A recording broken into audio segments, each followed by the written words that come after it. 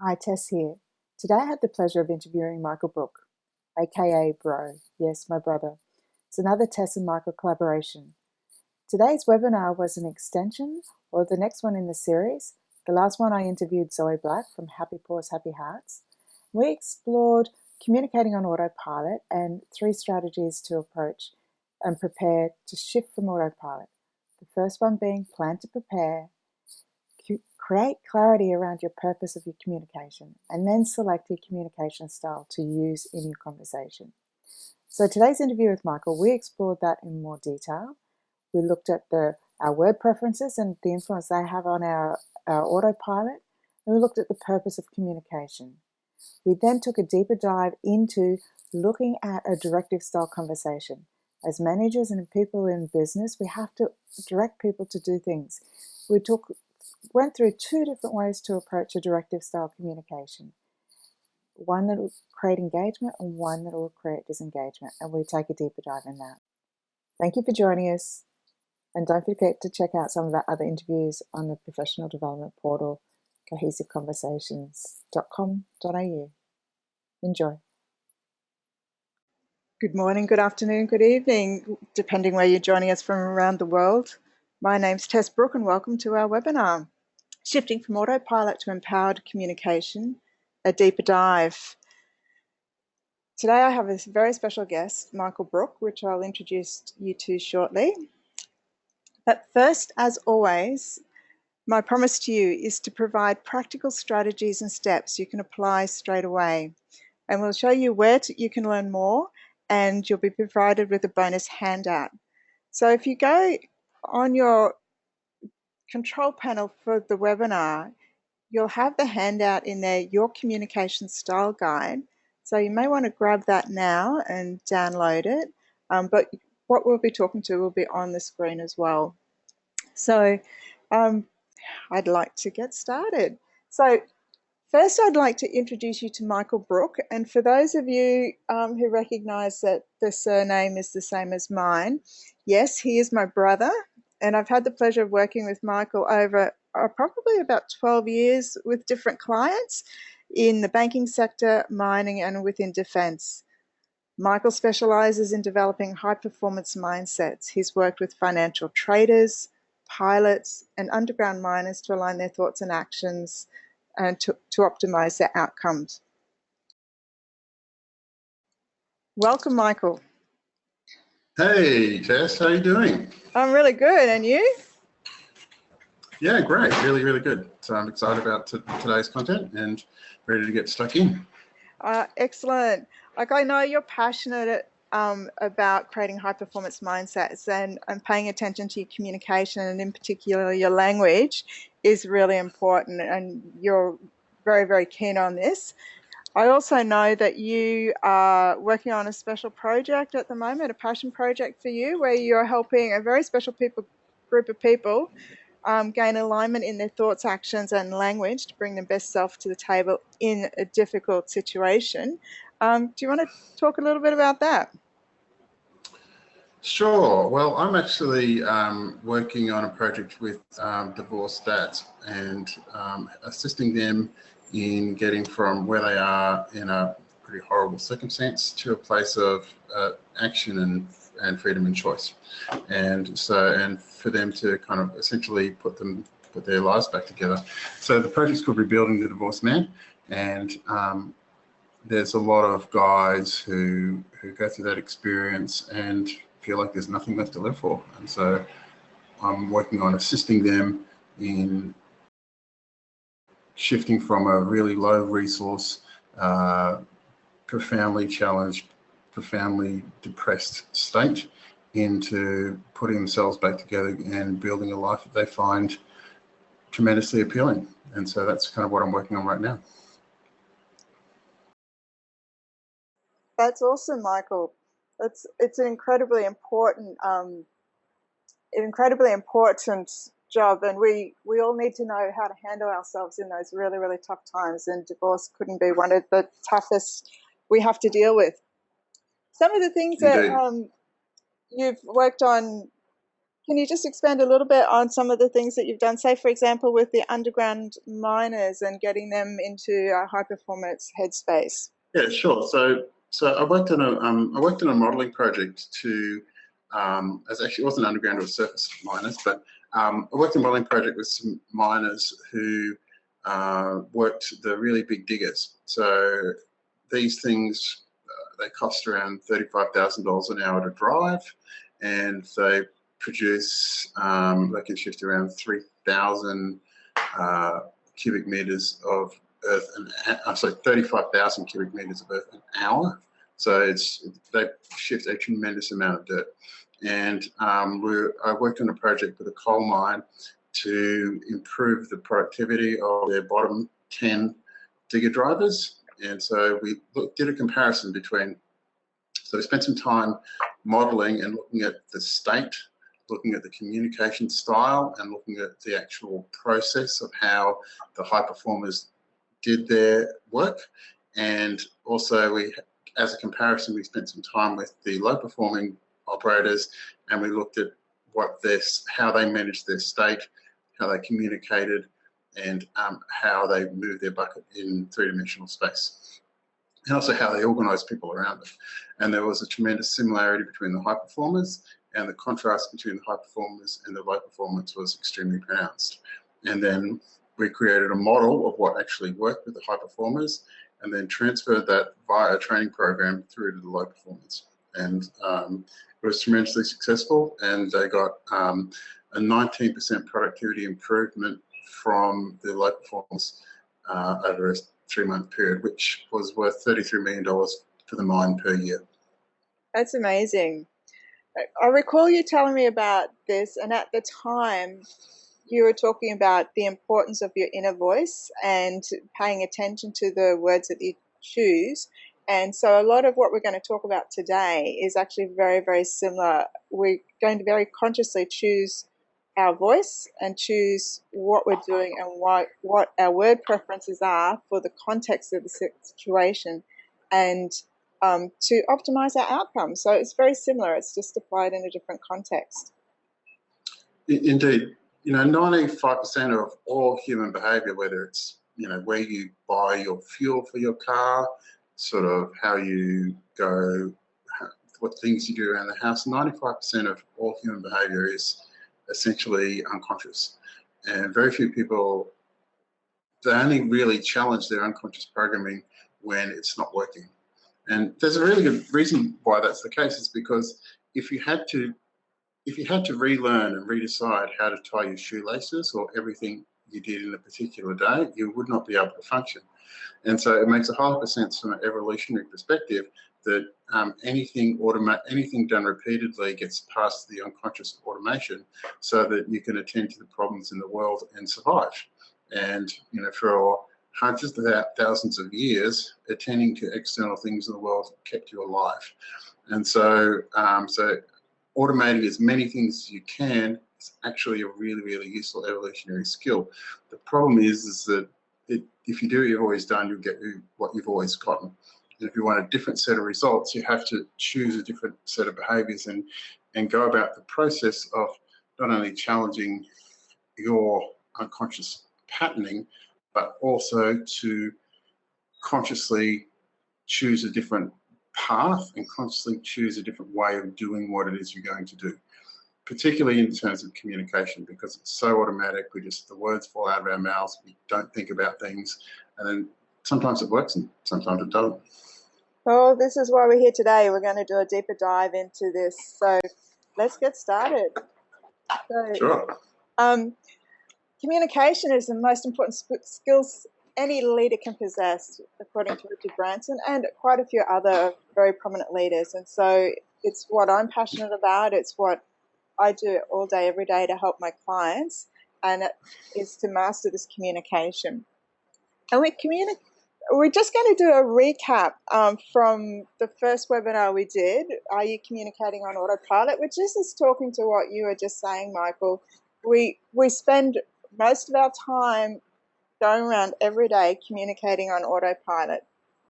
And the problem with our autopilot controls our language, focus, and expectations. and it doesn't take into consideration our communication style and our approach. And also, the thing I'd say about autopilot is that, or communication on autopilot, is simply that you may have a preference of people develop the communication styles that's effective for the people around them, mostly when they're growing up, and it's mostly pretty solid by the time they sort of hit in their early 20s. And so you might actually then move into an environment where a different communication style will be far more effective than the one you've actually practiced and have habituated. Yeah. And so we take our unconscious patterns into environments or contexts that don't, whereas unconscious patterns just don't work. Yeah. And because it's so automatic, it becomes a challenge.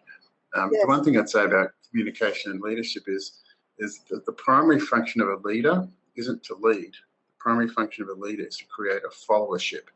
So leadership is actually about followership, and the only way you can get people to follow you is to create a vision that they want to experience and they want to have themselves. And the only way you can do that is, you can do that with a stick or a bludgeon or punishment, but not in the corporate world. And so you need to be able to create leadership by creating a followership, by engaging people, and by capturing and leading their imagination. And the only way you can do that is with your words. Yes, yes. You just made me remember you saying that in a workshop we delivered with one of the banks, the influencing and motivating workshop. Because of our autopilot, we end up becoming predictable. People know what we're going to say before we even say it. We make assumptions about others and are less engaged because they know what we're going to say and do. Our conversations become less satisfying as we fall into patterns that we repeat blindly. Indeed. So the challenge is to address that solution is to plan to prepare, to create clarity, and to choose our communication style. And this is what we covered in the last webinar. We had the lovely Zoe Black talking to us about how she plans to prepare. And she actually shared the story where on Sunday evening she'll have a quick look at her calendar and reflect on what are some of the key conversations coming up. And because she's got a little one and she's got a house full of animals as well, her quiet time for her is in the shower. So she'll jump in the shower and start thinking about some of the key conversations, and then she'll schedule some time in her calendar early in the week to actually listen, to think more deeply about the conversations that are up and coming. So planning to prepare. That's really important. In that, one of the points I wanted to make about this is that the ability to, when you're planning your communication, it's really, really critical to communicate to the other person in a way that they'll respond to. So if you talk to someone on the outside the way they think on the inside, your communication is accepted and challenged less. And so when you're planning to prepare, it's really important to think about how will the person that I'm communicating to respond to what I'm about to do. And this is one of the critical steps in terms of preparing for an important meeting or a conversation is to if I was the other person, how would I respond to what I'm about to say? That's a really important thing in terms of preparing. Absolutely, absolutely.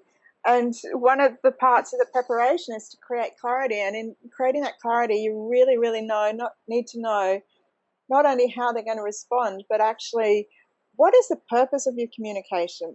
What is the outcome that you want? What are your key messages in the communication? So that when I work with managers and I ask them, well, what's the outcome of this conversation? I'll go, and if they can't be clear, if they don't have that crystal clear, it's going to be really hard for them to craft the messages that they need to create the clarity. So sometimes they might want to, I want them to do this. But in reality, what they actually really want them to do is they want this, it's part of a bigger picture. So in reality, we want to solve this problem, but they could be looking it down at a task level rather than looking at it at a bigger picture level. So in the planning to prepare, we talk about creating clarity. So for those of you who didn't catch the first webinar, we've got all this information in the first webinar. which is available online, and we can send you the links post this webinar. So we plan to prepare and we create clarity in our conversation. And so clarity in our purpose, and then we look at our communication style. Now I'm going to skip that slide quickly. We actually looked at, and this is a high-level summary, at the communication styles of directing, influencing, and enabling. So the directing is control-focused, the influencing is partnering focused, and the outcome, the enabling is future-focused.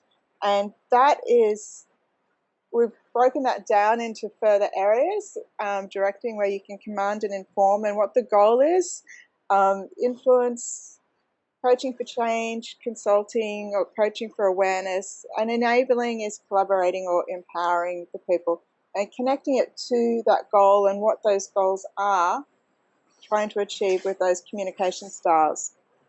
Now, if you look in the handout section, you will have this information in there in a little booklet from the webinar, and it goes into a little bit more detail about our autopilot and some challenges that we have. So that's a very fast recap from the first webinar. So now we're going to start doing the deeper dive. We're going to go into the purpose of communication. And so the purpose of communication can be broken down into 5 key areas. Now these 5 key areas have a result of a lot of academic research in accidents in aviation industry. They suggest that every form of communication can be categorized in one of these 5 areas. And so it is to transfer information. So that the purest example of that would be the air traffic controllers. They will give you tail number, altitude, direction, takeoff time, etc. There's no salutation, how are you, John? Good to see you. Have a great trip. It's tail number, altitude, direction, and takeoff time. This is flight Victor Hotel Charlie Yankee Delta, flight level 5000, inbound at 320 knots, ETA 10 minutes. Very good. So for those of you who don't know, Michael is a pilot. It's one of his passions. And that's exactly how they talk. So and he's actually built 2 aircraft by hand. So another toy, another passion. So we transfer information. The next purpose of communication is to manage tasks. And we also have management as a function, like as a leadership function, managing an overarching group, managing to get to an outcome. The 4th one is managing expectations. One of the things that have come out of research in aviation is, particularly with some of the Asian cultures where there's been accidents, the Asian pilots and co-pilots, they really calm between with their communication. We're running out of fuel, requesting emergency landing, but they stay really calm and professional. And the air traffic controllers have actually not taken them as seriously as they should have, because they've been so calm about it. So there was a difference in cultural expectations because it was missing that sense of urgency and tone in their voice. And there's one flight recording in particular where the last word they said is, "We're going down." And all of a sudden, the air traffic controllers realized that they had missed the communication, and all the words were correct, but the non-verbals that they were expecting were not there. Yeah. And the last one is building relationships. So the purpose of communication could be broken down into transferring information, managing tasks, management as a function, managing expectations, and building relationships. So when we communicate, we don't always go, well, oh, this is what I'm trying to do. I want to build relationships. I want to do this. And we tend to focus on the communication from our perspective and our view. And so consequently, our word preferences come into play. And by default, we have tendencies to go to certain word types. So for some of us, it's necessity words. You have to do this. We must do that. For others, it's impossibility words. You can't do this. I work with a lot of engineers and they like to use impossibility words. And it's not that they're trying to be difficult. They actually can see problems and they're trying to problem solve, but they go, that's not going to work. It's a statement, and it puts other people off. Then Yeah, the technical the technical word for all of these is the modal operator. What modal operator using? Necessity, possibility, impossibility, desire, choice, and there's also another one, obligation, but that's also it can be logged with necessity. So it's really what modal operator you use for yourself and what modal operator you use for other people can really profoundly change how that communication is responded to. Because some people respond to necessity words, some people respond to words of impossibility, some people respond to words of desire, and other people want to have words of have choice, even though you might be able to give them, you know, two choices to do exactly what you want. And so, how the modal operator that you actually use, the words you use, really needs to be calibrated, and you really need to attend to what the words the other person uses, because that allows you to communicate in a way that they're going to respond to. So this is really important in what modal operator you use. absolutely. For me, my preferred words are possibility words, desire words, and choice words. And that's where I go to. I know if I start using necessity words, I know I'm stressed. And that's a clue for me that, oh, holy shit, I really, really, really watch my language, because I'm actually starting to use words that I would not normally use. Now, yeah, and if people are stuck, they'll stick with the words of impossibility or words of where there's no choice, or words where they'll use I have to do this, or I can't do this, or this isn't possible, or, you know. And if you're communicating with them to get them moving forward or to shift the problem, you're shifting the modal operator and getting them to start thinking in different terms. It literally turns on different circuits in the brain what modal operator you use. Yes, absolutely.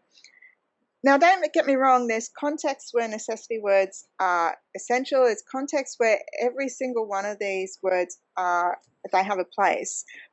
We just have personal preferences towards them.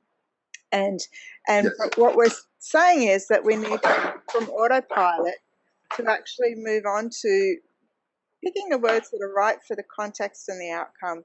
What's going to give you the best outcome? So, yeah, indeed. And in some contexts, you know, transferring information, for example, transferring information, you might need words of necessity in that particular context. Building relationships, you might better be using words of desire and choice. Managing expectations might be using words of impossibility. So whatever communication you have to do, you need to choose the right language to fit the task. Absolutely. So if we look at our word preferences and then the purpose of communication, if we want to build relationships, but we start saying to people, oh, you have to do that, you must meet me at 1 o'clock, if we say, can we meet at 1 o'clock, it's implied that you want them there at 1 o'clock. It's about picking the words that are going to create the outcome that you want. So aligning those. So typically when I'm working through a conversation, I'll actually put these two bullet point lists up on a whiteboard, and I will actually start mapping what the purpose is. I actually do it the other way around. I put the purpose on the left and then what words on the right, because sometimes I want to gravitate to some words that are just not appropriate, but are not necessarily not appropriate, not going to give me the best outcome. So yeah, and different people in different job functions will, by the very nature of the job function, be using different word preferences. So, for example, someone that's in HR that's used to policing the HR policies will often use words of impossibility. I know you can't do this. This policy says this can't be done. And whereas the CEO might be thinking words of choice, and how can we make this happen? What do we need to do to get this particular goal achieved? So he's looking at words in terms of necessity and choice.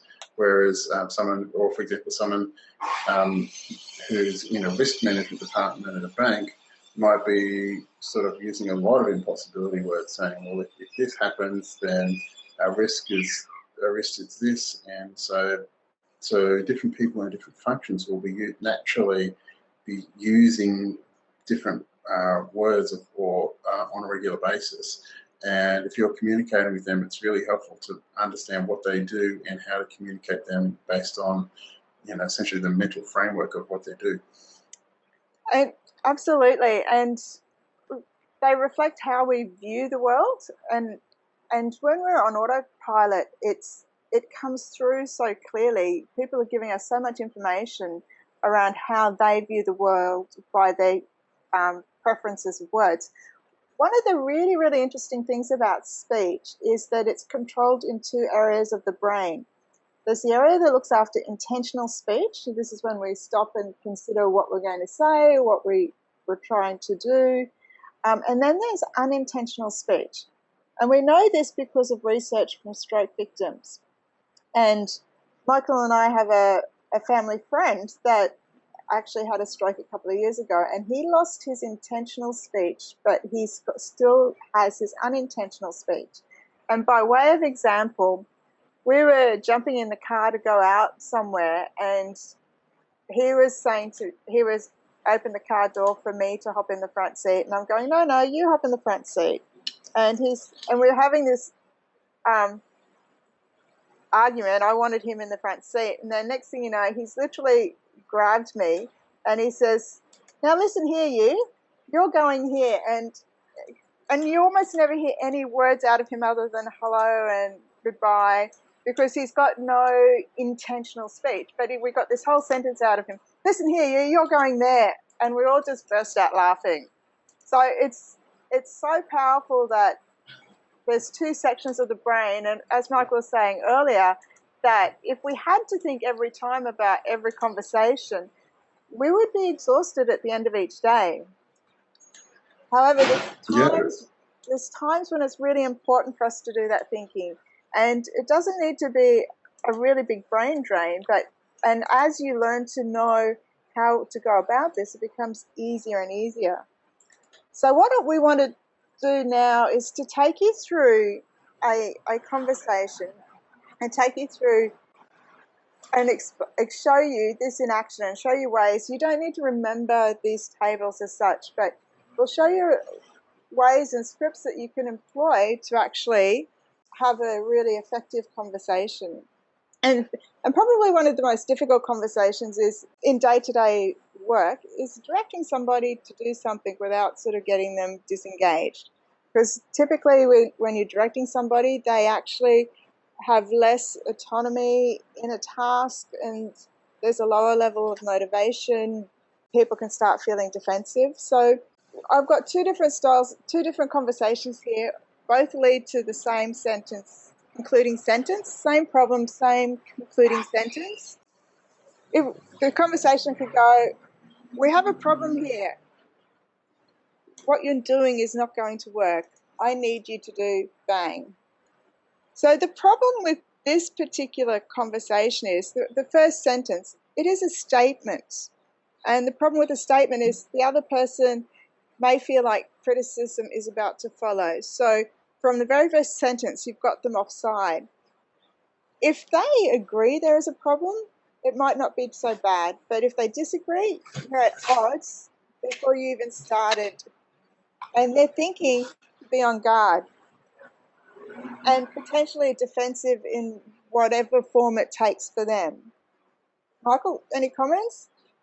Yeah, look, I guess there's a couple of things about this. Firstly, in some contexts, it's really important to make sure your communication is context appropriate.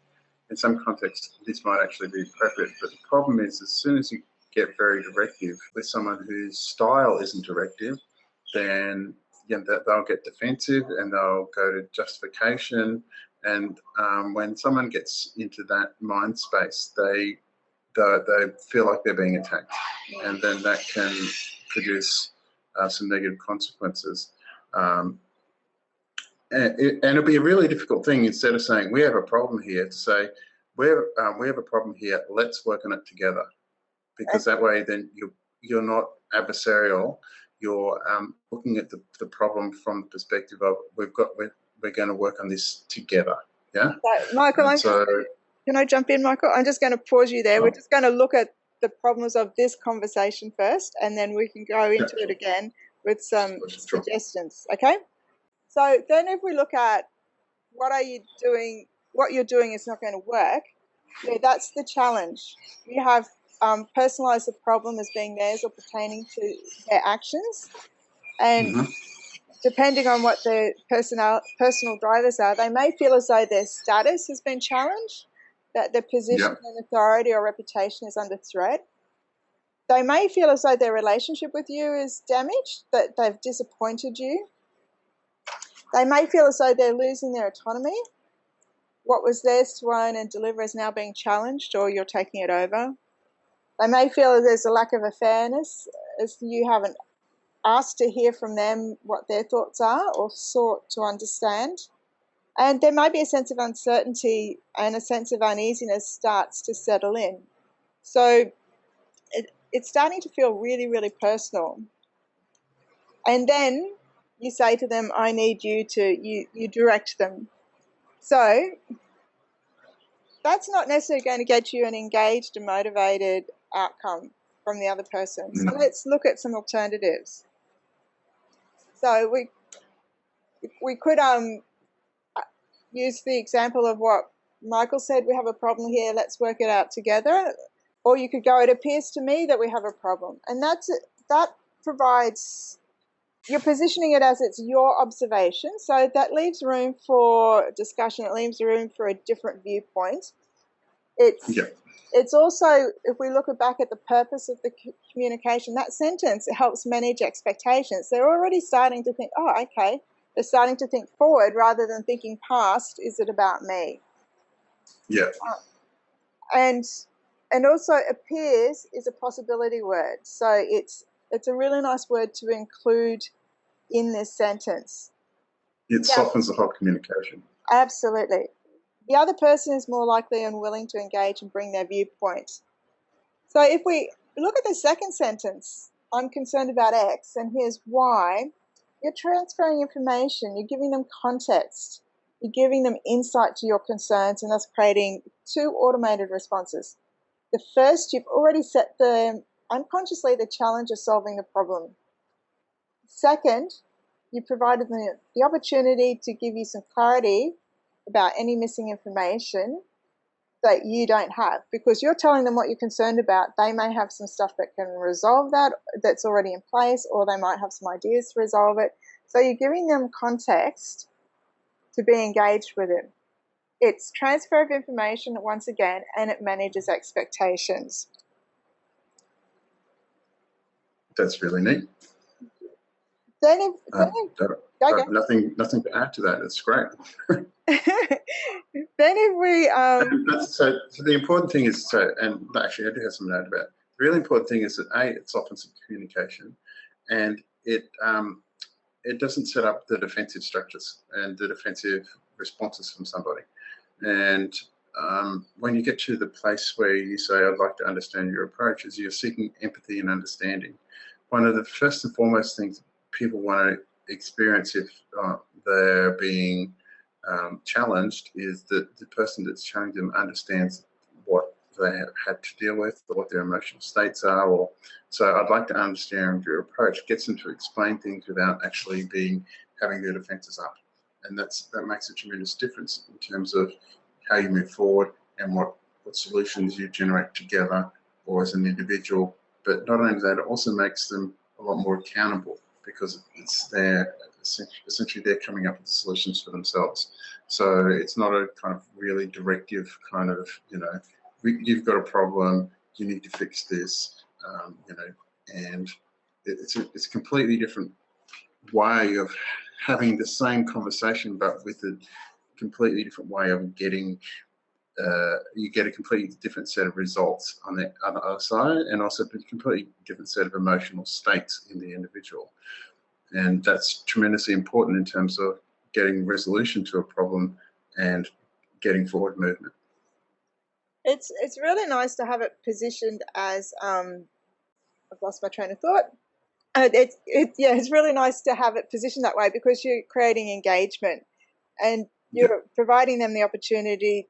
You're inviting them into the conversation, and depending on what their drivers are, that they may start to feel as though their status is respected, and that their knowledge and authority and experience is being considered, that their relationship is intact and important, as opposed to feeling challenged in the previous model.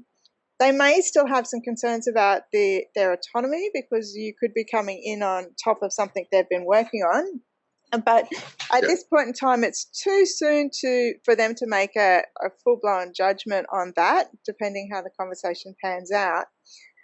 They will feel a sense of fairness, which they did not have in the first conversation, that their thoughts are valued and understood.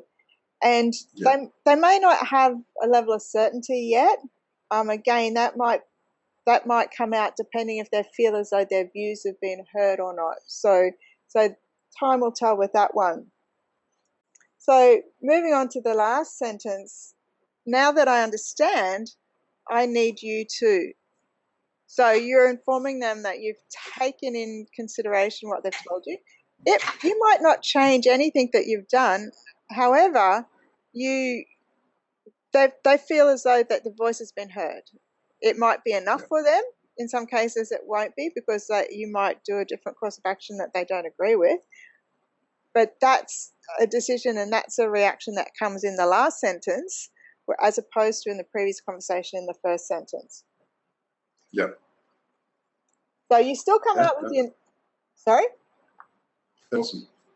You still come out with your necessity words and your command. You're directing them to do what you want them to do. You may change that a little bit based on what you've learned. So let's look at this. If we break this down into two paths, we started with, on the left-hand side, we've got a control focus, and on the right-hand side, our mindset is more an outcome focus. We started with a statement in the conversation 1, and we started with an observation in conversation number 2. We transferred information, and we provided avenues for them to transfer information back. We also provided them a voice. The conversation number 1, there was a challenge. It could feel like a challenge for them. So same problem, same direction at the end, I need you to, but two different paths to get there. I know which one I would prefer. Yeah, me too. The outcome focused. Yes. Having said that, there are situations when the control focus is 100% appropriate. I'm not saying that it doesn't have a place. There are times when it is 100% appropriate. Yeah, absolutely, clearly. And context is everything. And so if you're in a place where, clarity and brevity of communication is important because people's lives might be in danger, well, then you have, very control-focused directed communication. That's what the military practices. It doesn't actually really work it might not actually work in context other than that. So if there's a very strong time pressure in order to get something done, that's when directive control-focused communication might be necessary or useful.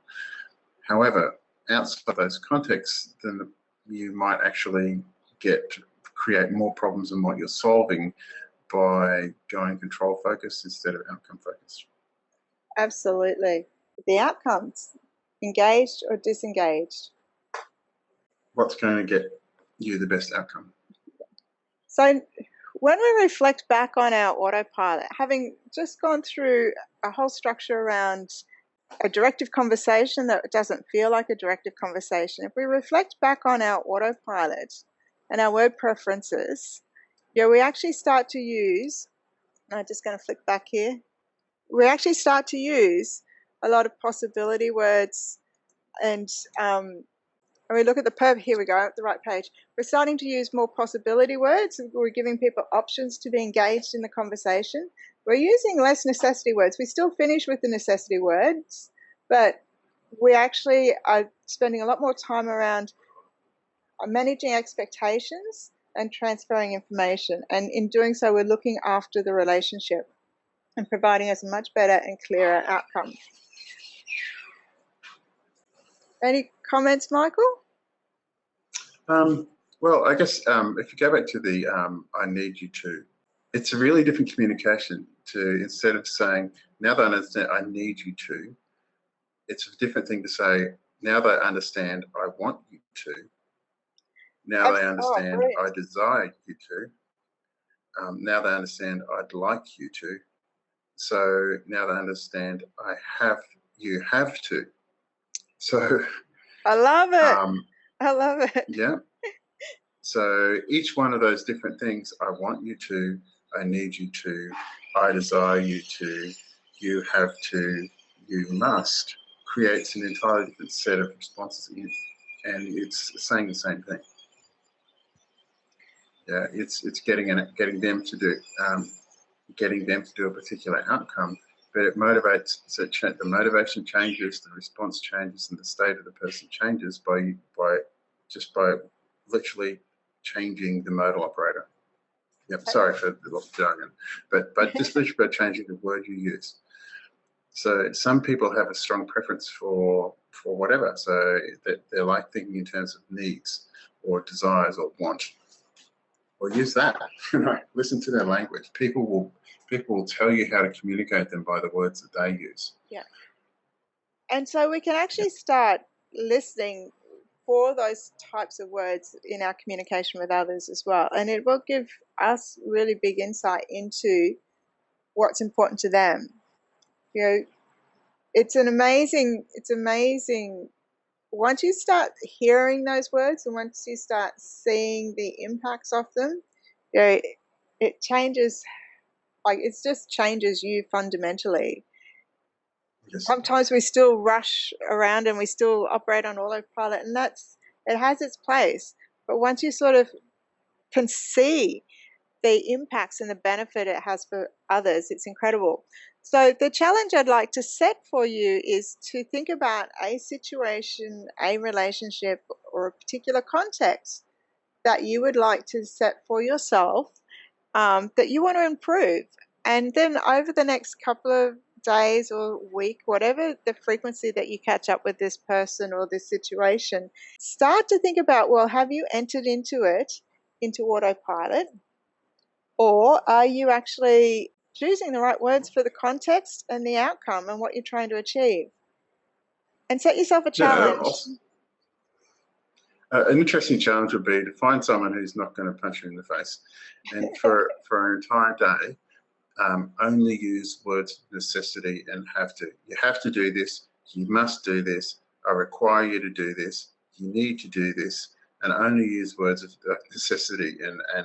And then the next day, switch and go to, I'd like you to do this. Could you please do this? It'd be really great. It'd be awesome if you could do this, and change the words of desire and notice the different response. No, I wouldn't suggest that challenge. I wouldn't suggest that challenge at all. But definitely challenge yourself around picking a situation. You're cheeky, Michael. Picking a situation or a context that you want a different outcome for, and work out what words have you been using. Are you going in carrying your past experiences into the conversation? Are you going in and on autopilot and thinking about, well, what's important to them? Thinking about what outcomes you need and chunking it up to the bigger picture and going, okay, so this is what I need and this is what the task I want them to do, but contextually, what is the bigger picture? What are we trying to solve here? So set yourself that challenge and look at your word preferences.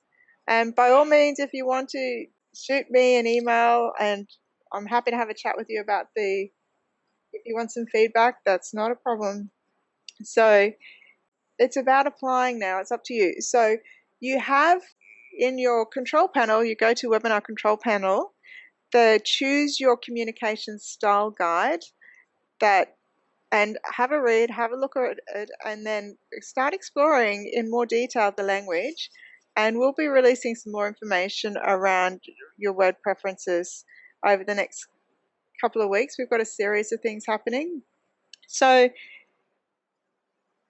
have a look, set yourself the challenge, and have fun with your communication. Yeah, and there's one thing I would say at the end is this, that if you communicate on the outside the way someone talks on the inside, then what you say is rarely challenged and you get a lot better results. So that's incredibly important to get forward movement in anything, whether it's solving a problem collaboratively at work, whether it's getting along well with a spouse, whatever it is. You need to communicate on the outside the way they talk themselves on the inside. And if you do that, then everything gets a lot better, a lot smoother, and a lot easier. Absolutely. Absolutely. I'm going to say thank you very much for coming. Watch your emails, and we'll be sending some information through to you on this webinar, as well as an up-and-coming special event that we're going to be hosting, and looking forward to seeing more of you in the up-and-coming webinars. So I'd like to say thank you very much, Michael. I'm very happy to have done another Michael and Tess collaboration, and I love your experience, and your expertise. Any closing comments? No, this has been really good fun. I hope this has helped some people, and I look forward to doing another one with you soon. Thank you. I'll catch you later. Great. Yeah. Have a good day, everybody.